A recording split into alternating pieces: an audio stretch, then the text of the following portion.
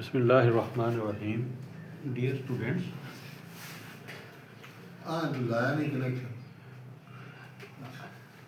आज हम मैथ 6 की एक्सरसाइज 1.3 को सॉल्व करने जा रहे हैं। अब 1.3 का जो पहला टॉपिक हमारे पास आ रहा है 1.3 में हमने फाइंड करना है HCF। अब जो बेटा HCF होता है इसे हम कहते हैं highest common factor. Highest common factor कहते हैं इसको। बेटा इसमें जो होता है कि हमें HCF जब भी आपने फाइंड करना है, आपके पास 2 वैल्यूज़ हों 3 वैल्यूज़ हों, हमने देखना है कि जो मैक्सिमम हमारी सबसे बड़ी वैल्यू होगी। और HCF आपने हमेशा यही देखना है कि HCF कैसे फाइंड होगा। हम कहेंगे कॉमन फैक्टर्स, चाहे वो 3 वैल्यूज़ हों 4 हों 2 हों, जो भी हमारे कॉमन फैक्टर्स होंगे उनको हम मल्टीप्लाई कर देंगे तो हमारे पास HCF आ जाएगा। अब जैसे देखें कि क्वेश्चन नंबर हमारे पास 1 है। अब 1 का जो फर्स्ट पार्ट है वो हमारे पास है, उसने कहा कि find HCF by prime factorisation method. By prime factorisation method होगा। तो अब जो पहला है पार्ट हमारे पास 6 एंड 9।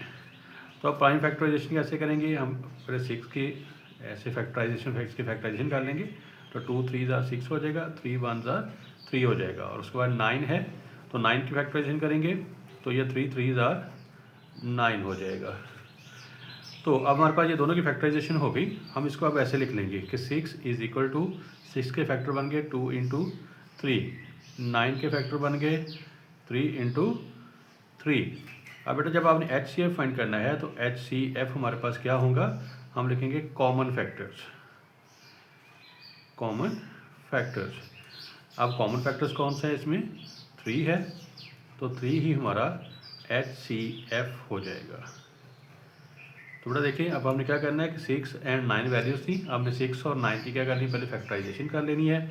और फैक्टराइजेशन करने के बाद उनके हमने फैक्टर्स ऐसे लिख लेने हैं लेफ़्ट टू राइट।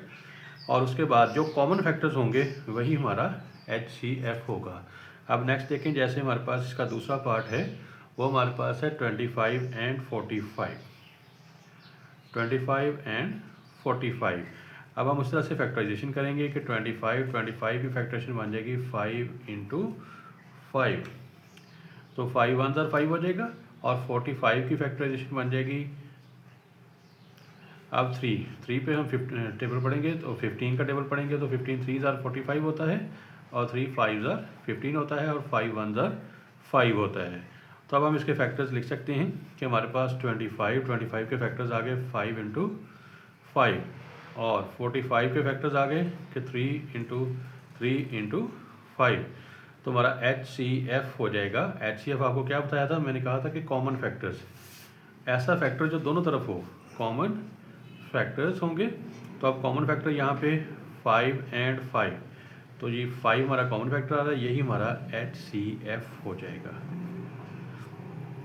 जी बेटा। इसके बाद तीसरा पार्ट देखें, उसमें 18 एंड 28। अब जो तीसरा पार्ट है वो हमारे पास है 18 एंड 28। अब 18 की आप फैक्टराइजेशन कर लेंगे तो जो पहले 2 पे डिवाइड करेंगे 2 9 18 और उसके बाद 3 3 9 और 3 1 3 हो जाएगा। उसके बाद 28 की फैक्टराइजेशन करेंगे तो 2 1 2 2 4 8 हो जाएगा, 2 7 14 7 1 7 हो जाएगा। तो अब हम इसके फैक्टर्स लिख लेंगे। हमारे पास 18 इज इक्वल टू है कि 2 इंटू 3 इंटू 3 और 28 के जो फैक्टर्स हैं वो हमारे पास है 2 इंटू 7।